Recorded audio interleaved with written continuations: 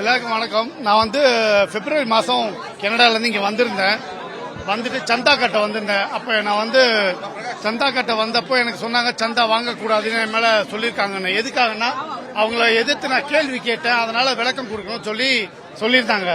சரி ஓகேன்னு சொல்லிட்டு அதை முடிச்சுட்டு மார்ச் 13ஆம் இங்கே வந்திருந்தேன். மார்ச் 13ஆம் இங்கே வந்திருந்தப்போ தலைவர் திரு தினேஷ் அவர்கள் அங்கே நின்று நான் என் ஃப்ரெண்டு கிட்ட பேசிட்டு இருக்கும்போது என்னை வந்து கேட்க ஆரம்பிச்சாரு, நீ எப்படி என்னை விமர்சிக்கலாம், என்னை எப்படி பார்த்து நீ நாட் ஃபிட் ஃபார் பிரசிடென்ட் அப்படின்ற வார்த்தையை சொல்லலாம் அப்படின்னு வாக்குவாதத்தை ஆரம்பிச்சாரு. அப்ப நான் சொன்னேன், சார் நம்ம மேல போய் பேசுவோம், இவ்வளவு டான்சர்ஸ் இருக்காங்க, இங்கேயே நம்ம கத்தி பேசணும், நம்ம மேல போய் உட்காந்து கூட பேசுவோமே. இல்ல மேல பேசுறது ஓகே, நீ இங்கே சொல்லுங்க சார், நீங்க கமிட்டிக்கு கூப்பிட்டுருக்கீங்க, நீங்க கூப்பிட்ட வார்த்தைக்கே மரியாதை கொடுத்து நான் இங்க வந்துட்டேன். கனடால இருந்து இதுக்காக செலவு பண்ணி வந்திருக்கேன்.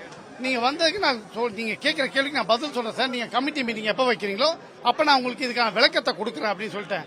நீ கமிட்டியில கொடுக்கறதுல அப்புறம் இருக்கட்டும், நீ இப்ப எனக்கு பதில் சொல்லு அப்படின்னு சொல்லிட்டு கையை பிடிச்சி பை ஃபோர்ஸா இங்க இழுத்துட்டு வந்தாரு. இங்க இந்த ஸ்பாட்டுக்கு வரும்போது கையை பிடிச்சி கழுத்துல கையை வச்சு என்ன வெளியே தள்ளிட்டு போய் அங்க நிறுத்தினாரு.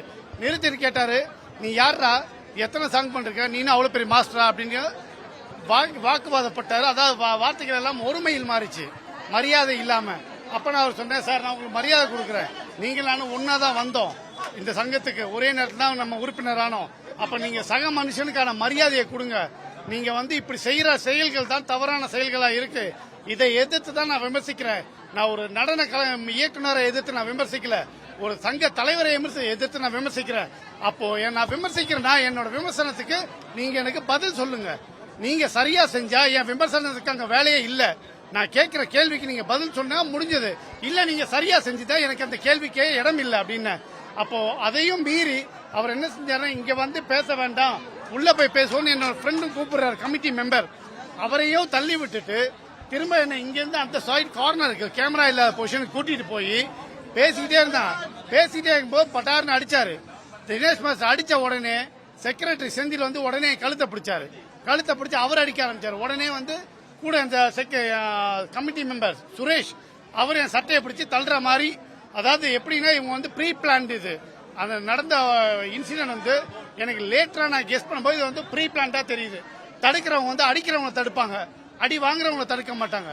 இங்க வந்து இவங்க அடி வாங்குறவங்க தடுக்கிற மாதிரி என்ன தடுக்கிறாங்க, மற்றவங்க எல்லாம் அடிக்கிறாங்க.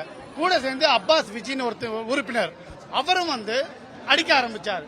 எல்லாரும் அடிக்க ஆரம்பிக்க இந்த பக்கம் போன ஒரு ஐஎஸ் போலீஸ் ஆபீசர் அவர் பார்த்துட்டு நிறுத்தி வந்து இங்க வந்து கேட்டாரு, என்ன சார் பிரச்சனை, ஏன் உங்களை இந்த 4 பேர் அடிக்கிறாங்க அப்படின்னு. அப்ப நான் அவருக்கு சொன்னேன், இல்ல சார் இது எங்க சங்க பிரச்சனை, எங்களுக்குள்ள பேசிட்டு இருந்தோம், அது வாக்குவாதம் கை கலப்பா போயிடுச்சு சார். ஏ அண்ட் பி பேசிருக்கும் போது சி வந்ததுனால ஒரு சின்ன கான்ஃபிளிக் கிரியேட் ஆயிடுச்சு, வேற ஒண்ணும் இல்ல சார் அப்படின்னு. சார் உங்க சங்க பிரச்சனைனா அது சங்கத்துக்கு உள்ள நடந்துட்டா சங்க பிரச்சனை, வெளியே வச்சு உங்களை 4 பேர் சேர்ந்து அடிக்கும் போது சங்க பிரச்சனை இல்ல, அது லா அண்ட் ஆர்டர் பிரச்சனை, எப்படி சார் அப்படி நடக்கலான்னு.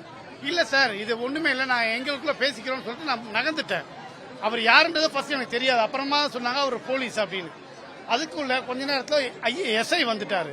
எஸ்ஐ வந்துட்டு கேட்டார், சார் நீங்க யார் சார், உங்க பேர் என்ன, எல்லாம் விவரம் கேட்டாரு. நானும் அவருக்கு விவரத்தை எல்லாம் சொன்னேன். என்ன சார் ப்ராப்ளம்னாரு. அவருக்கும் இதே நடந்த சம்பவத்தை அவருக்கு எக்ஸ்பிளைன் பண்ணேன். இப்படி வந்த சார், வந்த இடத்துல எனக்கு கிட்ட வாக்குவாதப்பட்டு என்ன இந்த 4 பேரும் அடிச்சாங்க அப்படின்னு. சரி சார் ஃபர்தர் ஆக்ஷன் என்ன நீங்க செய்ய போறீங்கன்னாரு. நான் சொன்னேன், சார் நான் சங்கத்துக்கு கட்டுப்படுறேன், இது என் குடும்ப பிரச்சனை மாதிரி, நான் சங்கத்துல கம்ப்ளைண்ட் கொடுக்கறேன், நான் போலீஸ்ல கம்ப்ளைண்ட் கொடுக்கறேன் சார் அட் பிரசன்ட்டுக்கு அப்படின்னு சொல்லி அந்த சினாரியோ அங்க முடிச்சிட்டு நான் அவாய்ட் ஆயிட்டேன்.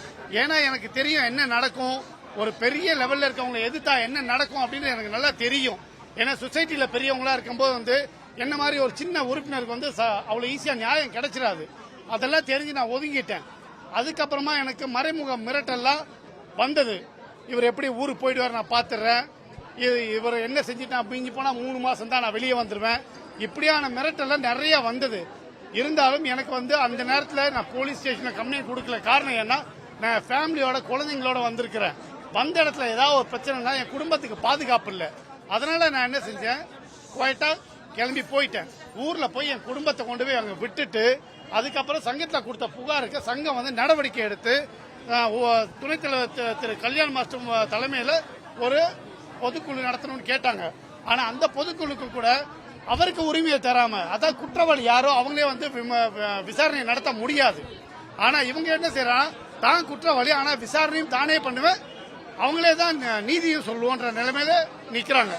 அப்ப சரின்னு சொல்லி அவங்க பேசும்போது அவங்க என்ன சொன்னாங்கன்னா, இரு தரப்பையும் கூப்பிட்டு தான் நீங்க விசாரிக்கணும், என்ன மட்டும் எப்படி விசாரிக்கிறீங்க, நீங்க அவரையும் வர சொல்லுங்க அப்படின்னாங்க.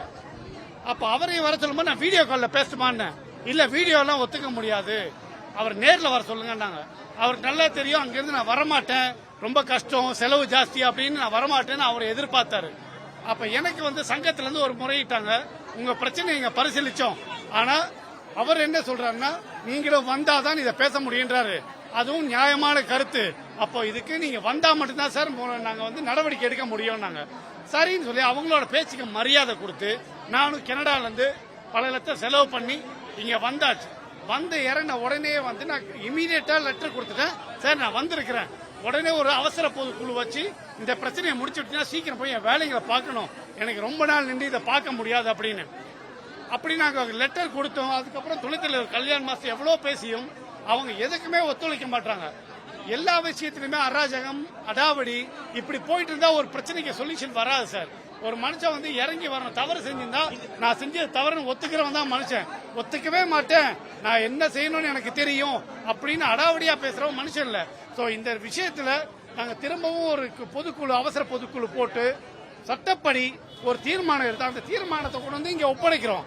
அந்த தீர்மானத்தை வாங்க மாட்டோம் அப்படின்னு பிடிவாங்க பிடிச்சி திரும்பவும் அமளியில் ஈடுபடுறாங்க.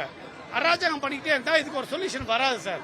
இதெல்லாம் எப்ப நடந்துச்சு சார்? இது என்ன அடிச்ச இன்சிடென்ட் வந்து மார்ச் 13 நடந்தது சார். சார் இவ்வளவு நாள் தெரியாது, நீங்க ஊருக்கு போயிருந்தீங்க, இப்ப வந்ததுக்கு அப்புறம் போலீஸ் கம்ப்ளைண்ட் கொடுத்தீங்களா இல்லையா? இப்ப நான் போலீஸ் கம்ப்ளைண்ட் கொடுத்துட்டேன் சார். என்ன சொன்னாங்க போலீஸ்? இப்பதான் கொடுத்துருக்கேன். ஏன்னா நான் இவ்வளவு நேரமும் சங்கத்துக்கு கட்டுப்பட்டேன், கொண்டு வந்து தீர்மானத்தை கொடுக்கற வரைக்கும் நான் சங்கத்துக்காக கட்டுப்பட்டேன். ஆனா தீர்மானத்தை வாங்க மாட்டேன் அப்படின்னு அராஜகத்தை திரும்பவும் ஈடுபடும் போது இதுக்கப்புறமும் இங்க நியாயம் கிடைக்கும்ன்றது தெரியல. ஏன்னா இவர் அது மாதிரி ஆட்டிடியூட்ல மைண்ட் செட்ல இருக்கிறாரு. அப்ப அவரை சுத்தி இருக்கவங்க அப்படி இருக்காங்க. அப்புறம் ஒன்னும் பண்ண முடியாது. நான் இப்ப போய் டிசி ஆபீஸ கம்ப்ளைண்ட் கொடுத்துட்டு வந்துட்டேன் சார். சரிங்க, இதுக்கெல்லாம் வந்து இங்க அசோசியேஷன் உங்களுக்கு தீர்வு இல்லைன்னா உங்களுக்கு வந்து யூனியன்ல ஆக்ட்ல இருக்காது, சொசைட்டிஸ் ஆக்ட்ல இருக்காது. கண்டிப்பா சார், இது வந்து எனக்கு இங்க தீர்வு கிடைக்கலன்னா நான் அடுத்த கட்டமா இப்ப போலீஸ்ல கம்ப்ளைண்ட் கொடுத்திருக்கேன். அதே மாதிரி என்னோட கெனடியன் கான்சுலேட் அங்கேயும் நான் கம்ப்ளைண்ட் கொடுப்பேன். ஏன் அப்படின்னா அட் பிரசன்ட்டுக்கு நான் வந்து ஒரு டூரிஸ்டா வந்திருக்கேன்.